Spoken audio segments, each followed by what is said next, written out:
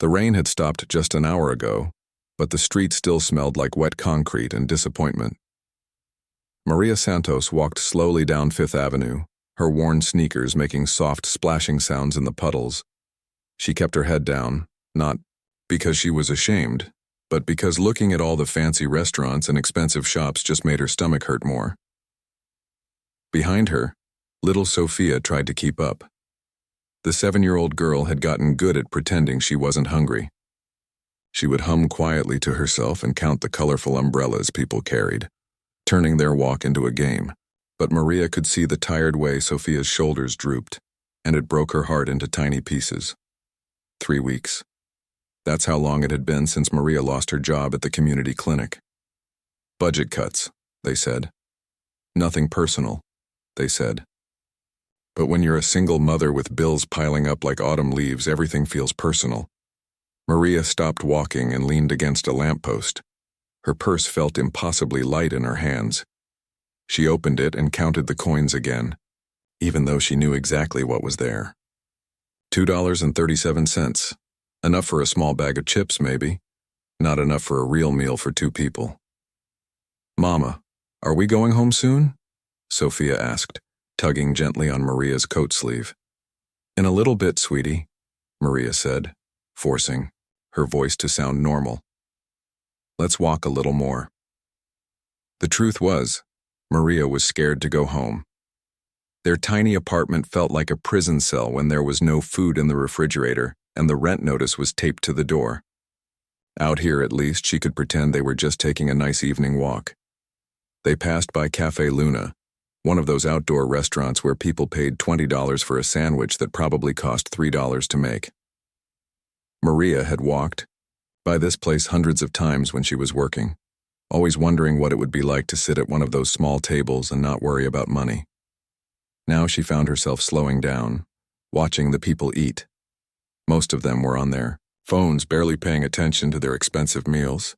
She saw plates with food that had barely been touched, glasses of wine that cost more than she used to spend on groceries for a week. And then she saw him. At the corner table sat a man in his 40s, wearing a suit that probably cost more than Maria's rent. His dark hair was perfectly styled, and his watch caught the light from the street lamps.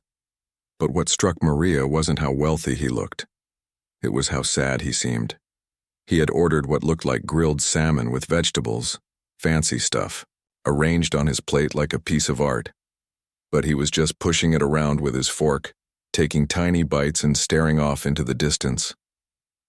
His phone sat face down on the table, completely ignored. Maria watched him for a few minutes, hidden behind a parked car. Sophia had found a puddle nearby and was carefully stepping around its edges, making up a story about not waking up the sleeping fish inside. The man at the table looked up suddenly, as if he could feel someone watching him. His eyes were tired, Maria noticed. Rich and successful, probably, but tired in a way that had nothing to do with not getting enough sleep. He caught sight of Maria and Sophia, and for a moment, their eyes met across the distance. Maria felt her cheeks get hot with embarrassment. She grabbed Sophia's hand and started to walk away quickly, but then her stomach made a loud, angry noise. Sophia heard it too, and looked up with worried eyes. "Mama, you're hungry too, aren't you?" Maria stopped walking. She looked back at the man in the expensive suit, still sitting alone with his barely touched meal. Something inside her chest felt like it was breaking and mending at the same time. She had 2 choices. She could keep walking, take Sophia home, to their empty apartment, and they could both go to bed hungry again. Or she could swallow every piece of pride she had left and ask a stranger for help. The thought of begging made her feel sick, but the thought of Sophia going another night without food made her feel worse. "Stay right here for a second, okay, sweetie?" Maria whispered to Sophia. "Mama needs to talk to someone." Sophia nodded, understanding in the way that children do when their parents are trying to protect them from grown-up problems. Maria's legs felt like they were made of jelly as she walked across the street toward the cafe. Each step felt harder than the last. She had never done anything like this before. Even when things got really bad after Sophia's father died, she had always found a way to manage on her own. The man looked up as she approached his table. Up close, she could see that his eyes were a warm brown color, like coffee with cream. There were small lines around them that suggested he smiled sometimes, even though he wasn't smiling now. "Excuse me," Maria said, her voice coming out smaller than she intended. The man tilted his head slightly, waiting for her to continue. Maria's heart was beating so fast she could hear it in her ears. Her hands were shaking and she clasped them together to try to stop it. "I'm sorry to bother you," she said, the words coming out in a rush. "I know this is strange, and I've never done anything like this before." The man set down his fork and gave her his full attention. There was something kind in his expression that made it a little easier to breathe. "My daughter and I," Maria continued, glancing back toward Sophia, who was still waiting patiently by the parked car. "We haven't eaten today. I lost my job a few weeks ago and things have been really hard." She paused, gathering her courage for the hardest part. "I was wondering," she said, her voice barely above a whisper, "if maybe I could have your leftovers. I know it sounds terrible asking like this, but I don't know what else to do." The words hung in the air between them like a bridge that neither of them knew how to cross. The man didn't say anything right away. He looked at Maria, really looked at her, in a way that made her feel like he was seeing all the way down to her soul. Then he turned and looked across the street at Sophia, who was now sitting on the curb, drawing patterns in the dirt with a stick she had found. When he looked back at Maria, something in his face had changed. It was softer somehow, more open. "What's your name?" he asked gently. "Maria," she said, surprised by the question. "And your daughter?" "Sophia." He nodded slowly, as if he was making some kind of decision. "Maria," he said, "I'm Alexander, and I think we need to talk." He gestured to the empty chair across from him. "Would you and Sophia like to join me for dinner? A real dinner, I mean, not leftovers." Maria felt tears starting to build up behind her eyes. She had been prepared for rejection, for embarrassment, for being told to move along. She hadn't been prepared for kindness. "I can't pay you back," she said honestly. "I'm not asking you to," Alexander replied. And in that moment, as Maria looked into the eyes of this stranger who was offering her daughter a meal, she felt something shift inside her chest. It was small, like the first crack in a frozen pond when spring starts to come. But it was there. Hope. Sophia's eyes grew wide when she saw the fancy restaurant table up close. The white tablecloth was so clean it practically sparkled, and there were more forks and spoons than she had ever seen in one place. She climbed onto the chair carefully, as if she was afraid she might break something just by touching it. "It's okay, sweetheart," Alexander said with a gentle smile.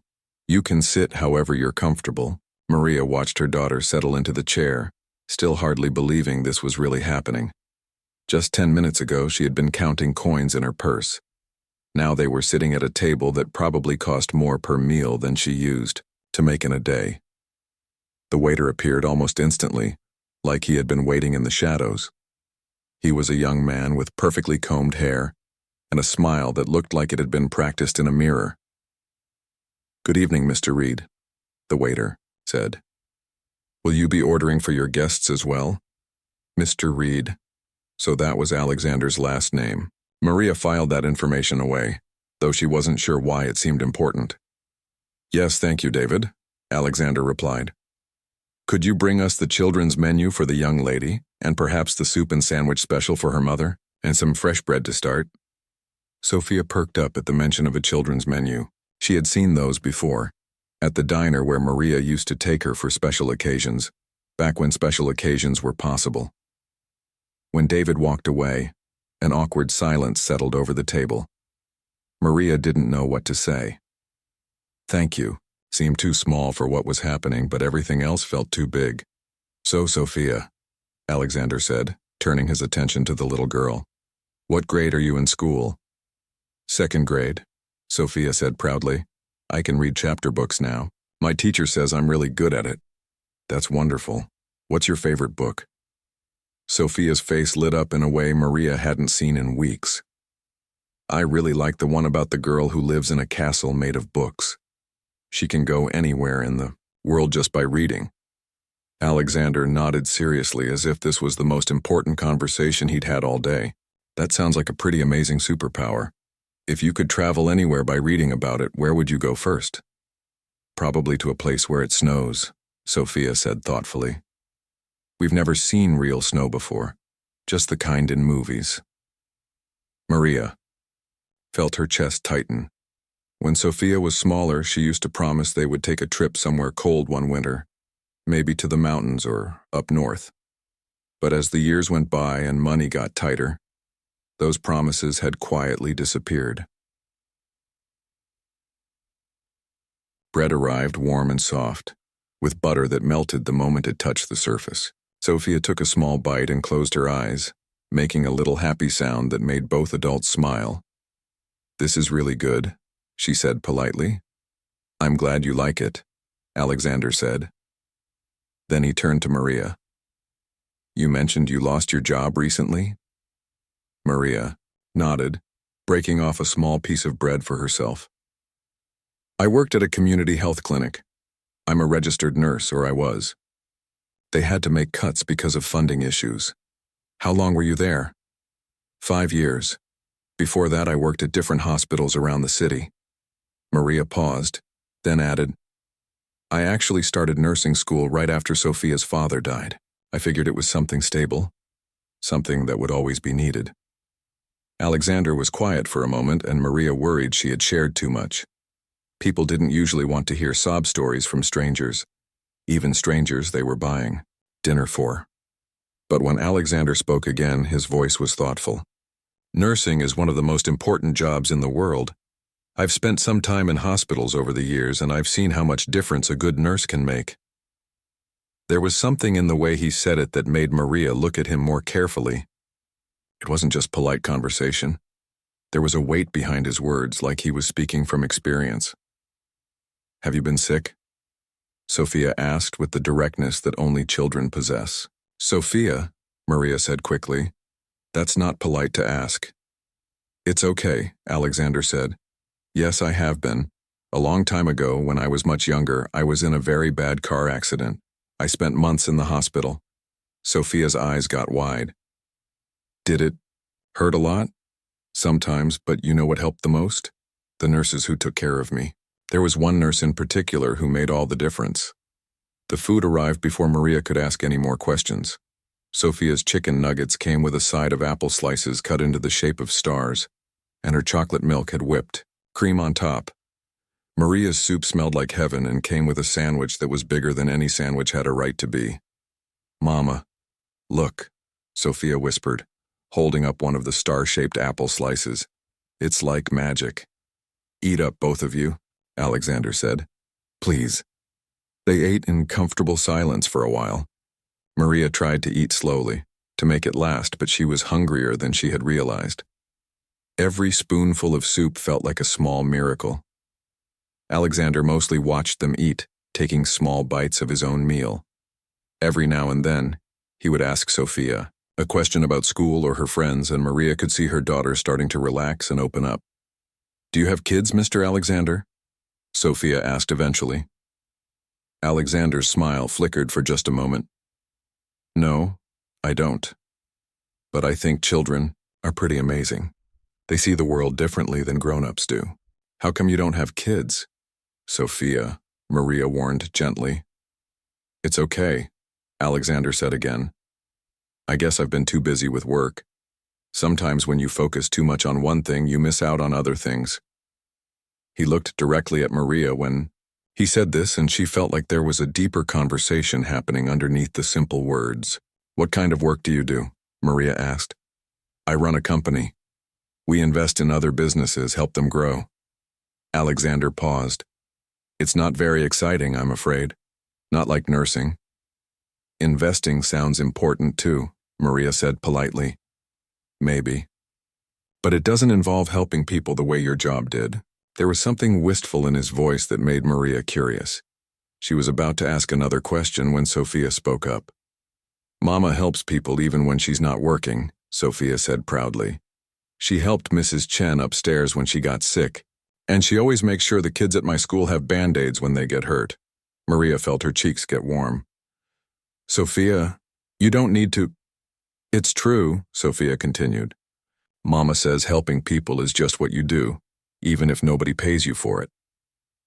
Alexander was looking at Maria with an expression she couldn't quite read.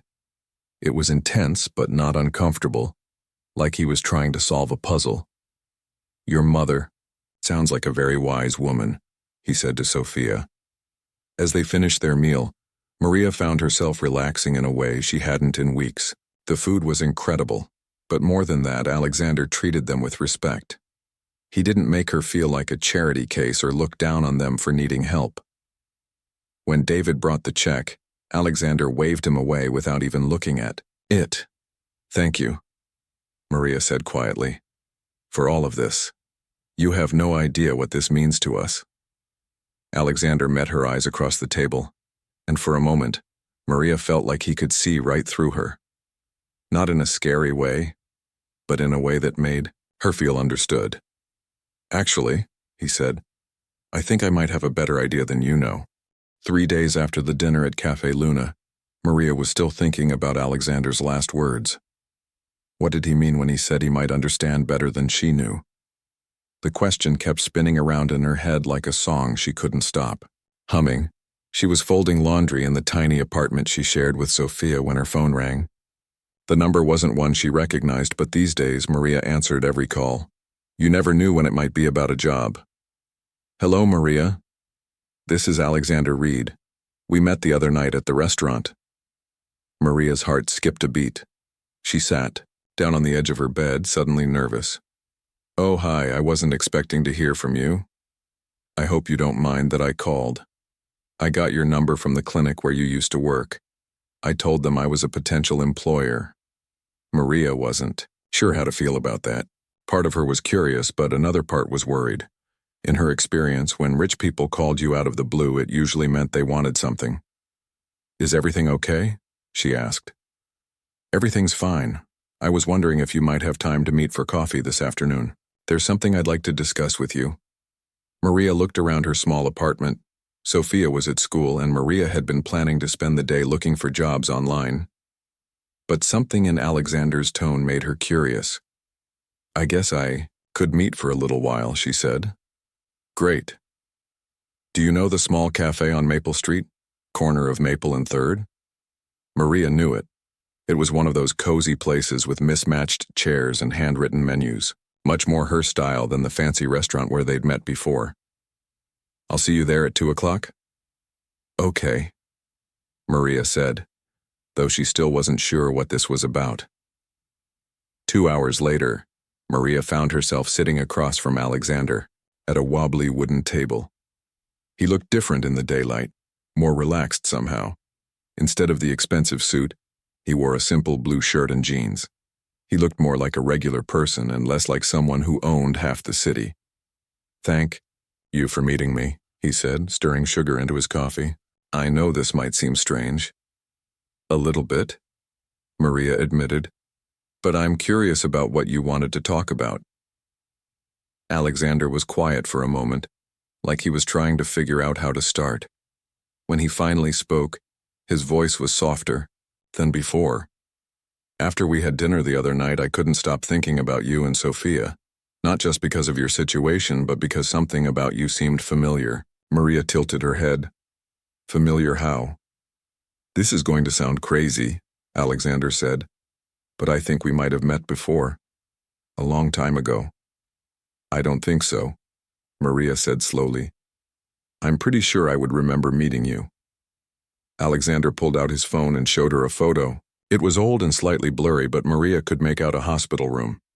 There was a young man in the bed, bandaged and connected to machines. Standing next to the bed was a woman in scrubs, but the photo was taken from too far away to see her face clearly. That's me, Alexander said, pointing to the man in the bed. 20 years ago, I was in a car accident and I spent 3 months in the hospital recovering. Maria studied the photo, a strange feeling starting to build in her chest. I was in really bad shape, Alexander continued, not just physically but mentally too. I was angry at the world, angry at myself. I didn't want to do the physical therapy, didn't want to get better, I just wanted everyone to leave me alone. That sounds terrible, Maria said softly. It was. But there was this one nurse who wouldn't give up on me. Alexander's eyes met hers across the table. She worked the night shift and she would come sit with me when she had breaks. She'd read to me or just talk about regular things. She never acted like I was broken or hopeless. Maria's heart was starting to beat faster. Something about this story was tugging at a memory she'd buried deep.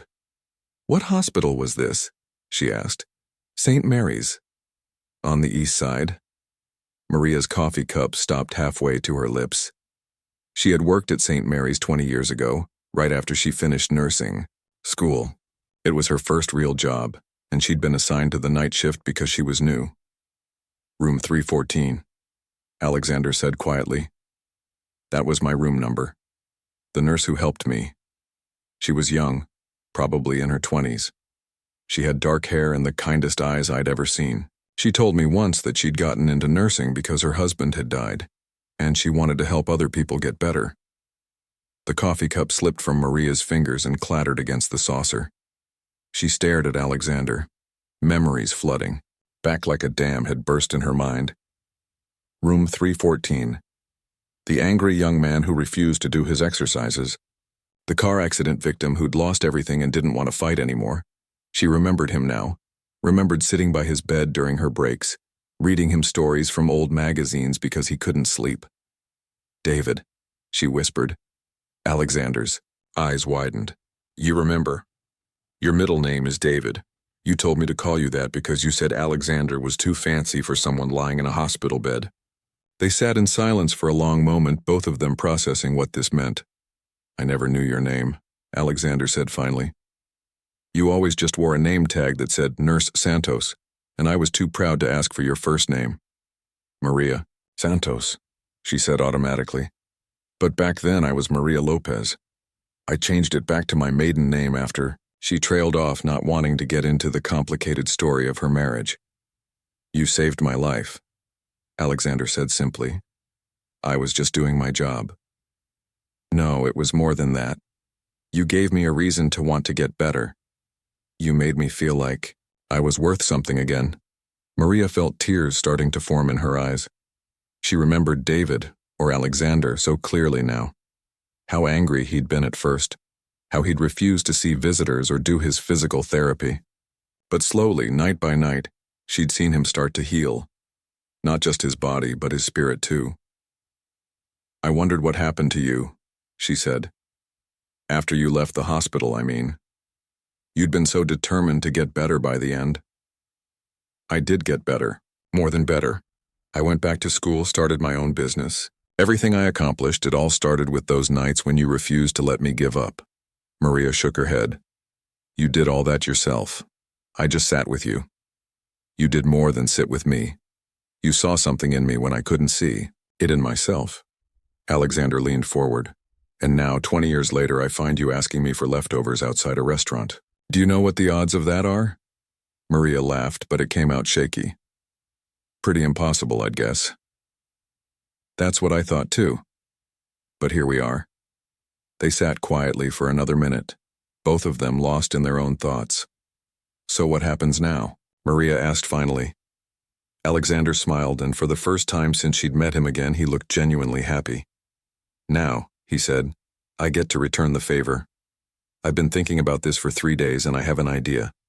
But I need to know if you'd be willing to trust me. Maria looked at this man who'd been a stranger 3 days ago and a patient 20 years ago. She thought about Sophia, about their empty refrigerator, about all the job applications she'd sent out with no responses. What kind of idea? She asked. The kind that might change everything, Alexander said. But first I need to tell you something else. Something about what I've been doing for the past 20 years and why meeting you again feels like the most important thing that's happened to me in a very long time. Alexander pulled out a small notebook from his jacket pocket and set it on the table between them. It was worn around the edges, like something he'd carried for a long time. I've been carrying this for 20 years, he said, opening it to a page filled with his handwriting. After I left the hospital, I wrote down everything I could remember about my recovery. The exercises, the medicines, but mostly the conversations we had. Maria leaned forward to look at the notebook. She could see her own words written there in Alexander's careful script. Every day you choose to try is a day you win, even if it doesn't feel like it. I can't believe you remembered all that, she said softly. I remembered because it mattered. You told me once that you became a nurse because you wanted to help people who felt as lost as you did after your husband died. Do you remember saying that? Maria nodded. She had been so young then, fresh out of nursing school and still raw from grief. Taking care of other people had been her way of healing herself. Well, I want you to know that your plan worked, Alexander said. You helped someone who was completely lost find his way again, and now I want to do the same for you. Alexander, you already helped us by buying dinner. You don't owe me anything. This isn't about owing you. This is about making things right. He closed the notebook and looked directly at her. Maria, I'm going to tell you something that might sound crazy, but I need you to hear me out. Maria felt her stomach flutter with nervousness. Okay. For the past 20 years, I've been building my business with one goal in mind. I wanted to create something that could help people the way you helped me. But somewhere along the way, I lost sight of that goal. I got caught up in making money and forgot about making a difference. Alexander paused to take a sip of his coffee, then continued. When I saw you and Sophia the other night, it was like someone turned on a light that had been off for years. Here was the person who changed my life, asking for table scraps because the world had been unfair to her. It made me realize how far I'd drifted from what I originally wanted to do. What did you originally want to do? Maria asked. I wanted to help people get back on their feet. People who were down on their luck, people who just needed a chance. Alexander's eyes lit up with an excitement Maria hadn't seen before. And I think I've figured out how to do that, starting with you.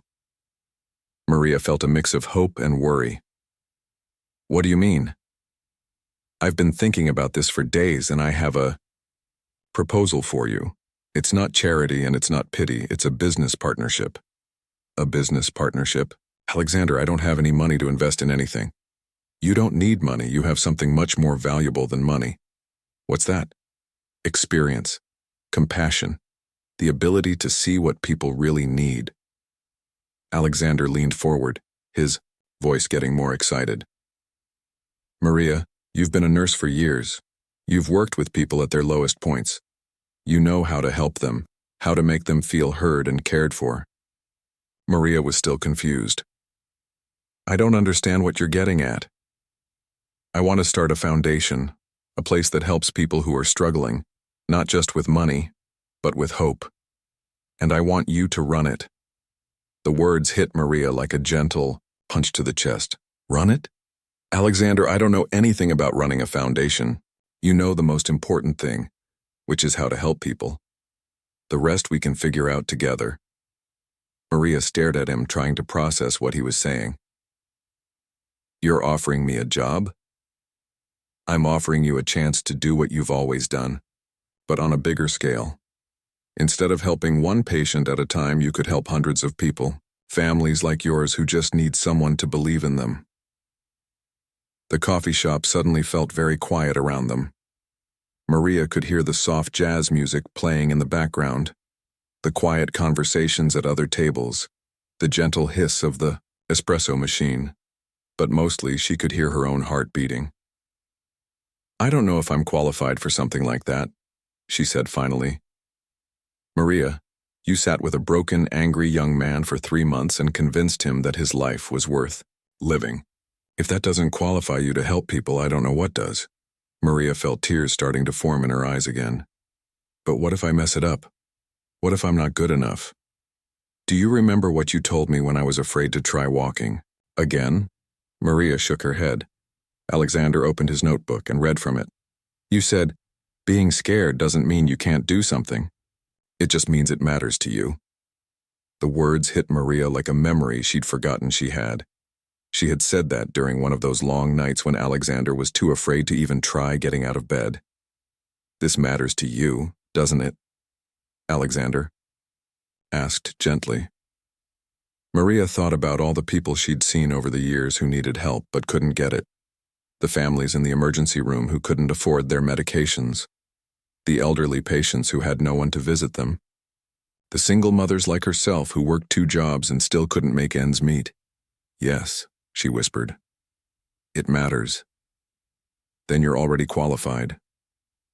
They sat in silence for a moment while Maria tried to wrap her head around what was happening. What would this foundation actually do? She asked. Whatever you think it should do, but I was thinking we could start with the basics. Help people find jobs, pay for emergency expenses, provide temporary housing. The kind of help that keeps people from falling through the cracks. And you'd fund all of this? I'd provide the initial funding, yes, but the goal would be to get other people involved too. Other businesses, other donors. Make it something bigger than just me. Maria was quiet for a long time, thinking. It sounded too good to be true, but when she looked at Alexander, she saw the same determination she remembered from 20 years ago, when he set his mind to something he didn't give up. Can I ask you something? She said finally. Of course. Why now? You've been successful for years. Why didn't you start something like this before? Alexander smiled sadly. Because I forgot why I wanted to be successful in the first place. I got so focused on building my business that I stopped thinking about what I wanted to build it for. He paused, then added, Finding you again reminded me that success isn't about how much money you make. It's about how many people you help along the way. Maria felt something shift inside her chest, like a door opening that had been closed for a long time. If I said yes, she said carefully, what would happen next? First, we'd get you and Sophia settled somewhere better than where you're living now. Nothing fancy, but somewhere safe and comfortable. Then we'd start planning the foundation, figure out exactly what services we want to offer, where we want to be located, how we want to help people. And Sophia? Sophia would go to a good school, have everything she needs. She'd be proud of what her mother does for a living. Maria closed her eyes and imagined it. Sophia in a nice school, with new clothes and plenty to eat. Herself with a job that mattered, helping people who needed it most. It felt like a dream, but Alexander was sitting right there making it real. I have one condition, she said, opening her eyes. What's that? If we do this, we do it right. No shortcuts, no cutting corners. If we're going to help people, we help them the right way. Alexander grinned, and for a moment, Maria could see the young man she'd known 20 years ago. I wouldn't have it any other way, he said. Maria took a deep breath and extended her hand across the table. Then yes, she said. Let's change some lives. 6 months later, Maria stood in front of a building she still couldn't quite believe was real. The sign above the door read, Second Chances Foundation, in warm, welcoming letters. Through the large windows, she could see people inside. Some sitting at computers, others talking quietly at small tables, and children playing in a corner filled with toys and books. It was 8 in the morning, and Maria had already been at work for an hour. She liked getting there early before the doors officially opened. It gave her time to prepare for the day and think about all the people they were going to help. Today was special, though. Today marked exactly 6 months since that conversation, in the coffee shop when Alexander had offered her this chance. They were celebrating by opening their doors to the community for a special event, showing everyone what they had built together. Mama, look, Sophia called from across the street. She was walking toward the building with her new best friend Lucy, both of them carrying colorful balloons. Sophia had grown 2 inches in the past 6 months and had a confidence in her step that made Maria's heart sing. Those balloons look perfect, Maria called back. Sophia beamed and ran the rest of the way to the building. The past 6 months had been like living in a wonderful dream that Maria kept expecting to end, but every morning she woke up in their new apartment, made Sophia breakfast in their actual kitchen, and came to work at a job that felt more like a calling. Alexander had kept every promise he'd made that day in the coffee shop. The foundation had started small, just Maria and one other employee, in a tiny office above a bakery. But word had spread quickly about the place where people could get real help without being judged or made to feel ashamed.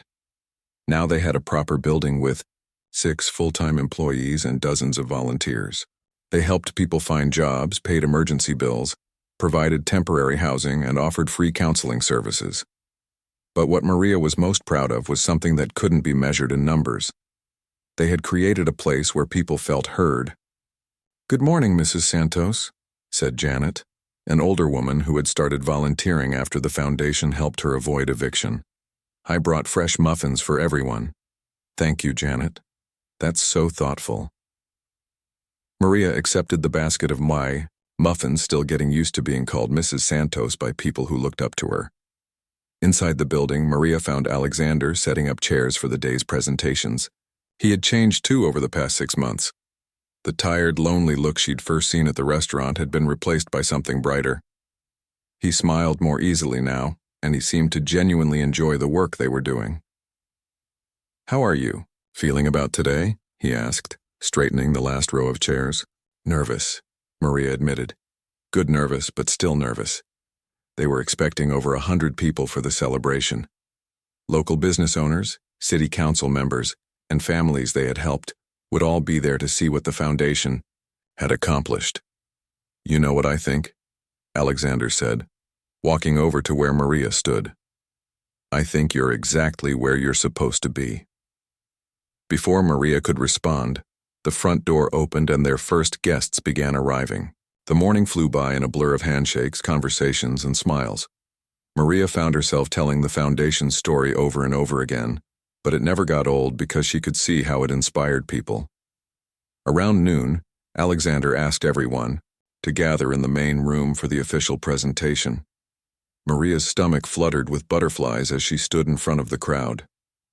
6 months ago, she began, her voice carrying clearly through the room. "I was a single mother who had lost her job and was asking strangers for leftover food. I felt like a failure, like I had nothing left to offer the world." She paused, looking out at all the faces watching her. Some were people she had helped directly, others were community members who had heard about their work. "But I learned something important during that difficult time.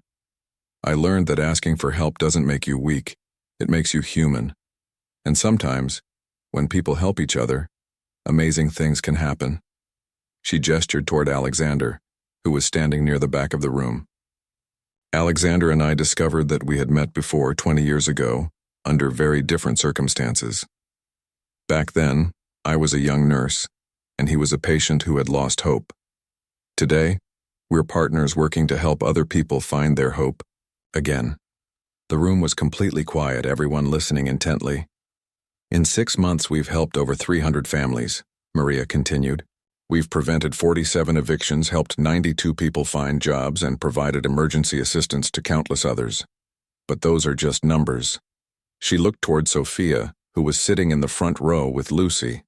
"The real measure of our success isn't in how many people we've helped, it's in how those people have gone on to help others." Janet, who volunteers here every day, was about to lose her home when she first came to us. Now she's helping other seniors navigate their benefits. Carlos, who couldn't find work for 8 months, now mentors other job seekers. And Mrs. Chen, who was struggling to support her 3 grandchildren, just started a support group for other grandparents in similar situations. Maria felt her voice getting stronger as she spoke. This foundation works because it's built on a simple idea. Everyone deserves a second chance, and everyone has something valuable to offer. When we help each other, we all become stronger. Kyo. Applause started slowly, then grew louder as more people joined in. Maria felt tears in her eyes, but they were happy tears. After the presentation, people mingled and toured the facility. Maria was talking with a group of local business owners about job training programs when she felt a gentle tap on her shoulder. "Excuse me, are you Maria Santos?" Maria turned to see a young woman, probably in her early 20s, holding a sleeping baby. "Yes, I am. My name is Rebecca. I heard about this place from my neighbor. I was wondering, I just lost my job at the grocery store and I have a baby and I don't know what I'm going to do about rent next month." Maria felt her heart tighten with recognition. 6 months ago, that had been her. Desperate and scared and not knowing where to turn. "Of course we can help," Maria said gently. Why don't you come with me and we'll figure out what options you have? As they walked toward Maria's office, Alexander caught her eye from across the room. He smiled and nodded, and Maria knew he was thinking the same thing she was. This was why they were here, not for the celebration or the recognition, but for moments like this. For people like Rebecca who needed to know that someone cared enough to help. Later that evening, after all the guests had gone home and the building was quiet, Maria and Alexander sat in her office reviewing the day. I have something for you, Alexander said, pulling out a small wrapped package. What's this for? Just open it. Inside was a small picture frame containing the old hospital photo Alexander had shown her months ago. But now, next to it, was a new photo of the two of them at the foundation's opening day, 20 years apart, Alexander said softly. Same mission, different place. Maria traced the edges of both photos with her finger. In the hospital picture, they had both been broken in different ways. In the new picture, they were both whole. Thank you, she said, and she meant it for more than just the gift. Thank you, Alexander replied, for reminding me what really matters. As Maria drove home that night, Sophia chattering happily in the back seat about the party and all the people she'd met, she thought about the strange path that had led them here. 6 months ago, she had been asking for leftovers, convinced that her story was ending. Now she realized that it had just been beginning. Sometimes, she thought, the most beautiful chapters of your life start with what feels like the worst day you've ever had. And sometimes, a simple act of kindness can change everything.